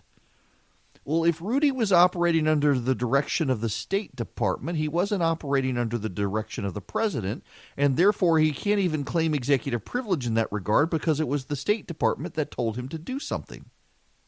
And if it was the State Department that told him to do something and not the president directly, well, that's an end run around executive privilege. And if he was operating for the State Department, he clearly wasn't operating for the president as the president's lawyer. So there's no attorney-client privilege and there's no executive privilege, so Rudy has to talk. And, of course, again, going back to the president, yesterday at the United Nations, the president was asked about Rudy Giuliani, and here's what the president said. Well, you'd have to ask Rudy. I will tell you this, that Rudy's looking to also find out where the phony witch hunt started, how it started. You had a Russian witch hunt that turned out to be 2.5 years of phony nonsense. And Rudy Giuliani's a great lawyer. He was a great mayor. He's highly respected. I've watched the passion that he's had on television over the last few days. I think it's incredible the way he's done. What he's out is he wants to find out, where did this Russian witch hunt that you people really helped perpetrate, where did it start? How come it started? It was all nonsense. It was a hoax. It was a total hoax. It was a media hoax and a Democrat hoax. Where did it start? And Rudy's got every right to go and find out where that started. And other people are looking at that too. Where did it start? The enablers. Where did it all come from? It was out of thin air. And I think he's got a very strong right to do it. He's a good lawyer. He knows exactly what he's doing, and it's very important. Yes, Rudy has a right to do this, and he has a right to do it to protect his client. The problem is Rudy Giuliani himself on television said he did it because the State Department asked him. So either Rudy was lying on TV or he's not actually the president's lawyer. And they're going to have to examine this. Whether you want them to or not, they're going to have to examine it. You can't say attorney-client privileged if Rudy Giuliani was working on behalf of the State Department, and according to Rudy Giuliani, he was working on behalf of the State Department. Likewise, this then raises a bigger bag of worms. If Rudy Giuliani went to Madrid to meet with the agents of the president of Ukraine and was doing so on behalf of the president personally, he can claim attorney-client privilege, but why? Why would the president's lawyer be meeting with Ukrainian officials in Spain on a personal matter? I mean, you can use your imagination. You can come up with something. See, Rudy's done the president no favors here. He's done the president no favors. And because he's done the president no favors, he's dragged the president into all sorts of problems. Rudy Giuliani is going to be called to testify. And when he says he's the president's personal lawyer and he has attorney-client privilege, the Democrats are going to want to know why you went on TV and said you were working on behalf of the State Department. And when he says, well, he was lying, he was just on TV pretending, then they're going to say, well, as the president's personal lawyer, why did you go to Spain to meet with people? What does that have to do with the president personally? And the media, when Rudy refuses to answer because it's attorney-client privilege, the media will have a field day. So it's actually a very good thing and plays to the president's advantage that for the past month or two, the media has been ruthlessly wrong on almost everything. Because the president will completely be able to undermine the media's pursuit of this story by pointing out just how wrong the media has been on virtually everything in the past month and how destructive and corruptive the media has been over the past month. And that will serve to his advantage with the base and probably keep the Republicans in line so they don't join the Democrats on impeachment. But there is a wild card scenario. All those good Republicans who are retiring from the House of Representatives, what will they do? What will they do? While we're sitting here talking about dirty national politics, there's a dirty, dirty race happening here in Georgia in the Noonan, Peachtree City area. House District 71 special election for David Stover's replacement. I just got a text from someone who says it looks like they believe that one campaign is spoofing the cell phone number of the other candidate to make him look bad, Philip Singleton. This is the Marcy Sackerson-Philip Singleton race. Singleton has come under nonstop attack from Sackerson. Just absolutely brutal attacks from her. She's in second place and is desperate to win, trying to motivate people. Singleton needs all the help he can. Singleton has come out and said he would oppose David Ralston as Speaker, which needs to happen. David Ralston needs to be opposed as Speaker. And Sackerson, of course, has taken money from David Ralston, so she's not going to come out and oppose him. It's not a good situation. They continue to slam Singleton with money. They've got money from lobbyists outside of the district pouring in to attack Philip Singleton. And this is going to be one of those things where they want to beat him desperately to keep the Speaker. And they want to say, running against the Speaker is a bad thing. Running against the Speaker, it's you run against the Speaker, you lose. They're trying to make the Speaker look like he's more powerful than he actually is, and they're using Sackerson's race to do it. Lots and lots of dollars are flowing into House District 71 to help Marcy Sackerson right now. Lots of money pouring into the district from lobbyists, from legislators, from the Speaker, and from others to try to make sure people think the Speaker is not vulnerable. And he is. And all of these attacks, they're accusing Philip Singleton of actually being a closet Democrat. They're accusing him of being a rhino. They're accusing him of harassing voters. They're accusing him of everything under the sun, short of murder. They're accusing him, and it's not going to help him, I don't think. I think they're still going to lose. They're desperate. They're running a deeply nasty campaign, but you got to understand the parameters here. The reason they're lying about Singleton is because they need the media to shape a narrative that you can't run against the speaker. You see, there are a lot of reporters in Georgia who want the Democrats to win next year. There are a lot of reporters in Georgia who really want the Democrats, and they know the Democrats are going to use David Ralston. Because of the scandal of David Ralston protecting criminal clients, they're going to use the Ralston scandal. And